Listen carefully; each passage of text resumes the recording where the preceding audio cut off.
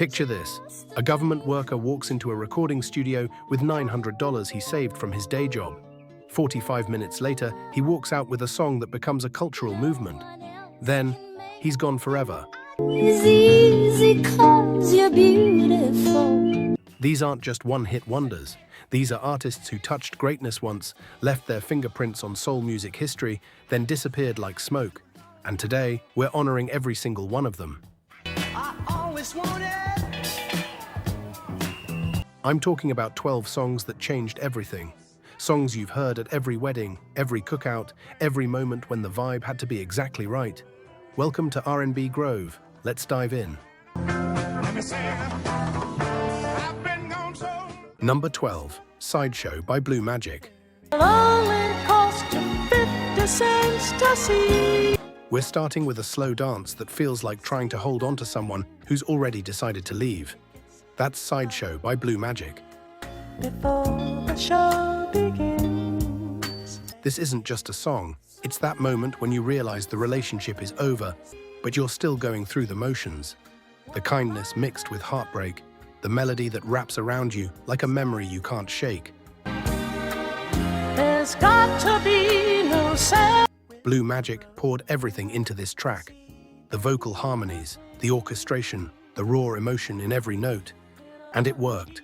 See the girl who has lost the The song became a classic, the kind of record that still gets played when the lights go down and the real feelings come out. show to see. But here's the thing. Blue Magic never captured that magic again. They had other songs, sure, but nothing that made people stop and feel the way Sideshow did. Only love she ever had. One perfect moment of heartbreak, preserved forever in 3.5 minutes. Doubt about it, satisfaction's got. Real talk, only 1% of you are subscribed. That means 99 people out of every 100 keep coming back for these stories but haven't hit that button. Subscribing costs nothing, but it means you'll never miss the moments that remind you who you were when that record first played. Be part of the 1%. Hit subscribe and keep the record spinning with us. Now back to the countdown. Number 11, Rock Your Baby by George McCrae. Summer 1974, a primitive drum machine, 45 minutes in the studio, and a vocalist who wasn't even supposed to be there. What came out of that session? The birth of disco. But here's what nobody tells you about Rock Your Baby. It wasn't meant for George McCrae at all. It was written for his wife, Gwen. She was the real star, the one with the career. But Gwen was running late to the session that day, so George stepped in as a placeholder. That placeholder went to number 1 in 80 countries and sold 11 million copies. The track used a Roland TR-77 drum machine, one of the first in pop music. That mechanical pulse felt like the future arriving in real time. When George's falsetto floated above it, everyone in the room knew they'd captured something nobody had heard before.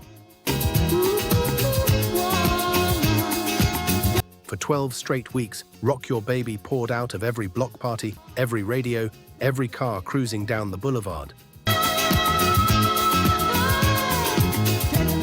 It spent 2 weeks at number 1, dominated charts worldwide, and Rolling Stone named it the number 1 song of the year.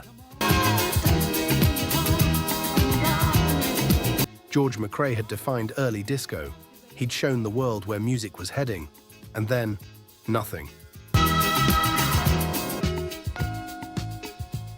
By 1977, disco had evolved past him. The man who started it all became a footnote in the genre he helped create. One perfect accident changed music history, then vanished into the strobe lights. Number 10, Be Thankful for What You Got by William DeVaughn. You may not have. William DeVaughn wasn't a professional singer. He was a government draftsman who wrote songs between filing paperwork. a car at all. He scraped a masterpiece, then silence. But remember, brother, Number 9, Boogie Down by Eddie Kendricks. I can satisfy. Eddie Kendricks spent years as a temptation, one voice among many in the greatest vocal group of all time. Then he went solo and created the biggest hit of his entire career, bigger than anything he'd done with the group. And it never happened again. Fresh off his Motown split, Eddie needed to prove something. Boogie Down was that proof. Written by the same team who gave him Keep On Truckin' and released in early 1974, this was pure disco energy before disco even had a name.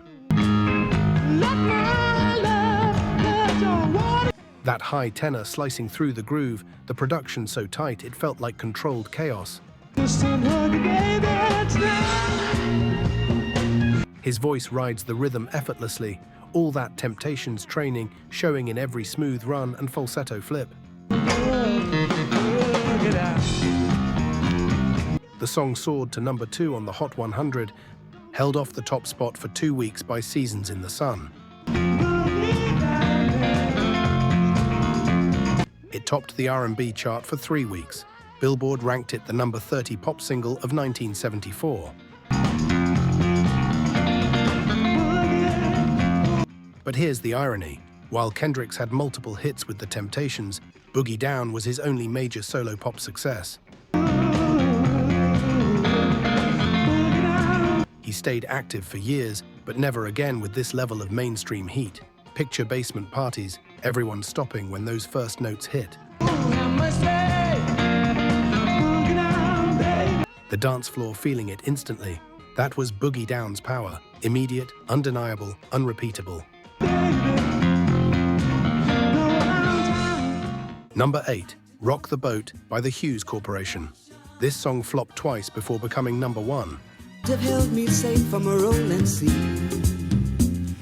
The story reveals everything about how hits are made and why one-hit wonders exist.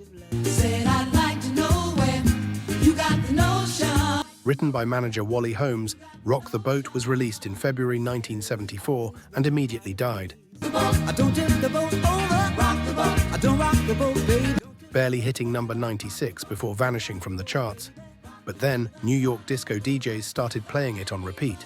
The song packed dance floors night after night. And I've always had your tender. By May, demand forced a re-release. When those horns punch and that vocal glides, you hear disco's blueprint taking shape. Hey, my dear, when love can see me through. Within 7 weeks of re-entering the charts, it rocketed to number 1 on both the Billboard Hot 100 and R&B charts. Love and devotion. In July 1974, it sold over 2 million copies and earned gold certification. You got the notion, so I'd like to know. Some historians call this the first disco song to hit number 1. But tonight we sail through it. The Hues Corporation helped establish disco as the future, but they never duplicated this success. That flows from you. Don't let me drift away. Their follow-up, Rockin' Soul, was too similar, and listeners saw through it. The magic was gone. Picture wedding receptions, everyone rowing to that beat. Rock the boat. Rock the boat. That's the legacy. One perfect song, one cultural ritual created by a group nobody remembers. Rock the boat. Rock on with your bad tip. Rock the boat. Number 7, Woman to Woman by Shirley Brown. in my shoes, tell me. Stax Records was collapsing, bankrupt, finished. Then a woman picked up a phone and created the label's last major hit. What happened in that session was unrepeatable. If you ever been in love. Barbara, this is Shirley. The voice starts and immediately you know this isn't typical. I feel, yeah. This is confrontation. Dignity meeting desperation. Gospel training meeting secular heartbreak. Written by James Banks, Eddie Marion, and Henderson Thigpen, the spoken intro was improvised by Shirley in a single take. She felt it needed something more, so she created one of R&B's most iconic openings off the top of her head. Mama, tell me, should I just step aside? You might not know who I am, but the reason I'm calling you is because Woman to woman, hey girl. her voice carries 1,000 heartbreak sermons, dignified and desperate, never begging but never backing down. Man, and he's mine. Mainstream success eluded Shirley after this. Stax collapsed, taking her momentum with it. To understand that man. Woman to Woman remains her singular moment of truth, a phone call that changed R&B forever. Woman to woman, he's mine. Number 6, Do It Till You're Satisfied by BT Express. Whatever it is, you got it. They recorded it in 2 takes with a brand new drum machine. It went to number 1 R&B, then number 2 pop. Then they watched the follow-up fade. Here's the story nobody tells you. Long as it pleases you, make it last as long. Brooklyn-based BT Express formed from the remains of several groups, finally settling on a name and a sound in 1974. Whatever it is, do it. Songwriter Billy Nichols had just bought a drum machine, the hottest new instrument on the scene, and banged out a tune with the simplest message imaginable. Do it till you're satisfied. That was literally the entire lyric until he expanded it for the group. Released in August 1974 on Scepter Records, the song became an instant dance floor phenomenon. Everybody knows. Those iconic hand claps at the beginning, the wah-wah guitar weaving through the mix, the spoken section in the middle, it all combined to create something irresistible. Do it slow, satisfied. The track was nailed down in just 2 takes because the groove was undeniable. Whatever it is, do it. It shot to number 1 R&B and spent 2 weeks at number 2 pop, held off the top spot by John Lennon's Whatever Gets You Through the Night and Billy Swan's I Can Help.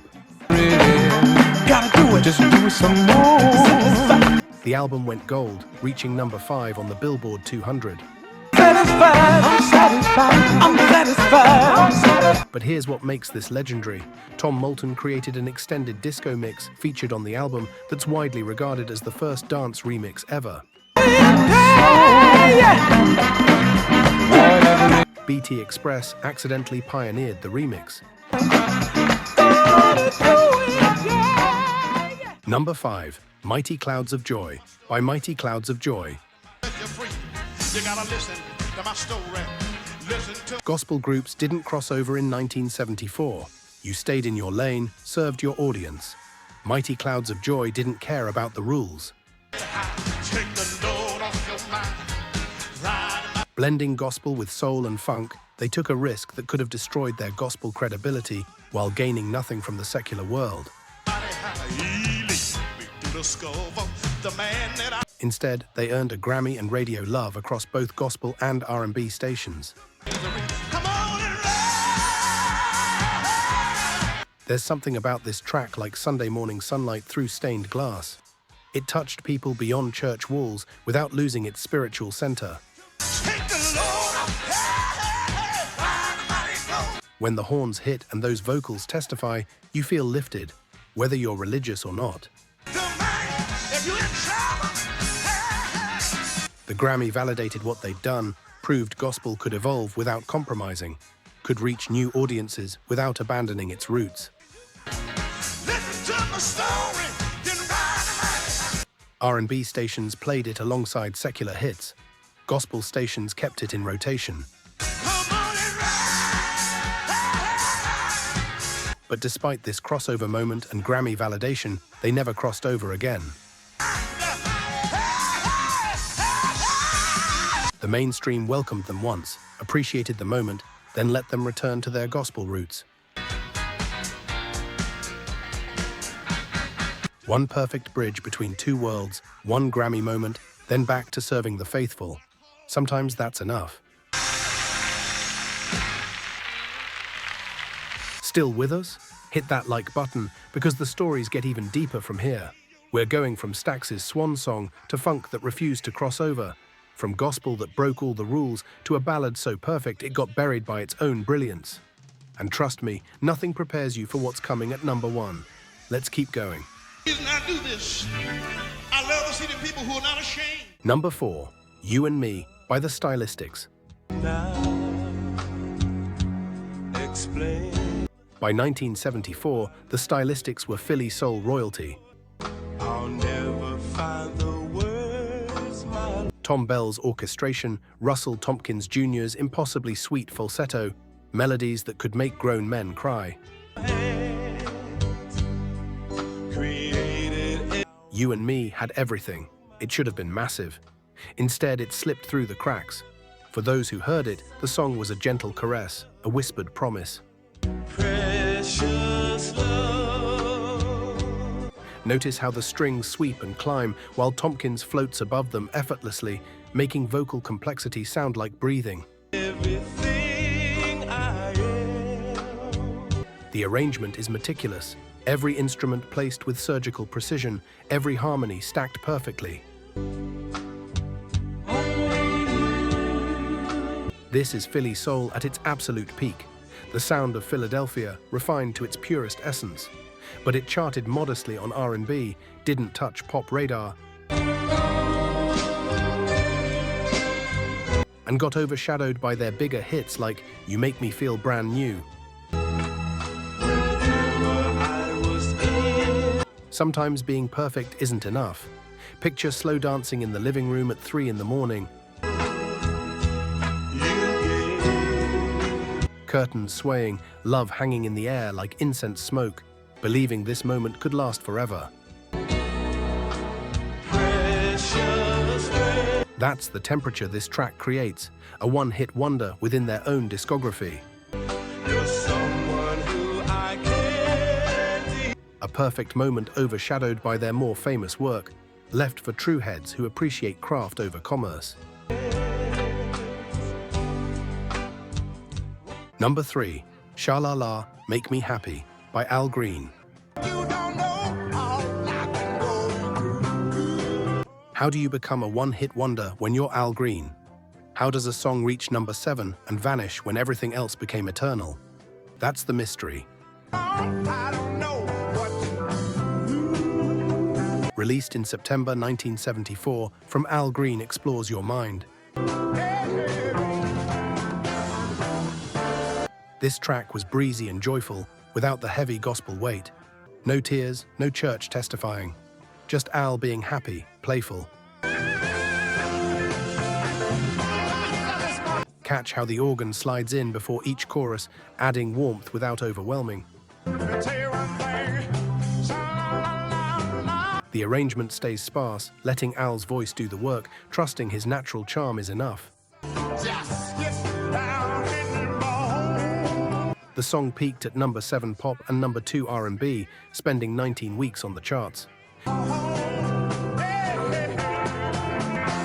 Those are hit numbers statistics most artists dream about their entire careers. But when you're Al Green, number 7 isn't enough to be remembered. Let's Stay Together went number 1. Tired of Being Alone became more iconic. I'm Still in Love with You defined his sound.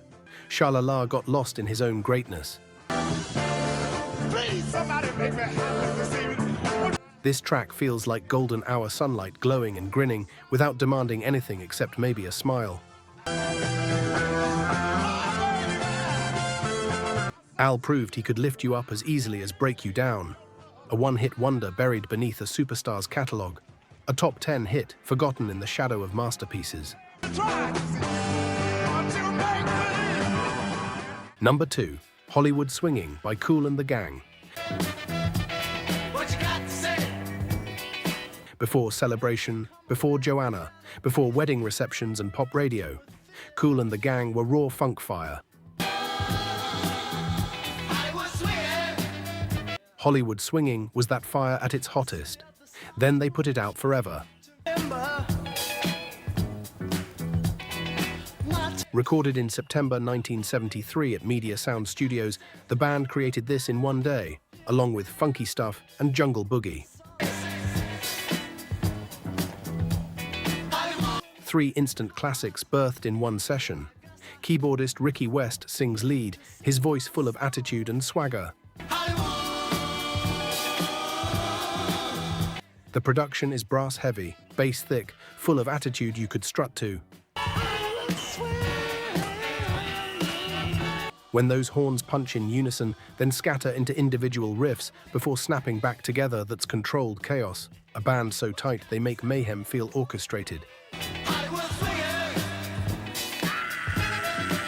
It hit number 6 on the Hot 100 and number 1 R&B in June 1974. Their first number 1 R&B single ever. This was their breakthrough, their arrival as funk royalty. Oh yeah, all right with me. Picture summer 1974. Everybody moving on hot asphalt, bass rattling car windows 3 blocks away, block parties and rooftop jams all soundtracked by this groove. But this was their only major hit of that funky phase. Their sound shifted dramatically toward pop polish, toward celebration and wedding reception immortality. So, baby, since we've been together. That shift made them more famous and less funky. Hollywood swinging remains a snapshot of Kool and the Gang at their funkiest, before crossover smoothed their edges. Loving you where Everything leads to this, the most heartbreaking story in soul music. times are good or bad. Number 1, Lovin You by Minnie Riperton. She had a 5-octave range scientists couldn't explain. She could hit notes that seemed physically impossible, notes like birdsong, like something not quite human. Lovin' you. Released in November 1974 as the 4th single from Perfect Angel, Lovin' You almost didn't happen. The album had sold poorly. Epic Records was ready to move on, but Minnie's husband, Richard Rudolph, convinced them to release one more single. That single went to number 1. And every time that we, one more. The melody was created as a distraction for their baby daughter, Maya, who would grow up to be Maya Rudolph from Saturday Night Live. Minnie and Richard wanted time together, so they created this gentle lullaby. Near the end, you can hear Minnie singing Maya, Maya, Maya to her daughter. Stevie Wonder produced and played keyboards under the pseudonym El Toro Negro. Richard played acoustic guitar. The arrangement is deliberately minimal because Minnie's voice was the only instrument that mattered. Stay with me while we grow. When she hits those impossibly high notes, you're hearing human vocal cords doing things that shouldn't be possible, reaching the whistle register where most singers can't even breathe. Her 5-octave range became her signature, her gift, her curse. Loving you, I see. The song peaked at number 1 on April 5th, 1975, becoming one of the first songs to top the chart without percussion. It sold over 1 million copies. Come on, baby, line my. But here's the heartbreak. In January 1976, less than a year after reaching number 1, Minnie was diagnosed with breast cancer. By the time they found it, the cancer had metastasized. And our love become a funeral. Doctors gave her 6 months. She underwent a radical mastectomy in April 1976 and became one of the first celebrities to go public with breast cancer. The time for hesitation's through. She didn't reveal the terminal prognosis. She just became a spokesperson for the American Cancer Society and kept recording, kept touring, kept living. We couldn't get much higher. Oh. For 3 more years, Minnie continued making music while her body failed. In 1978, President Carter presented her with the American Cancer Society's Courage Award. Be alive.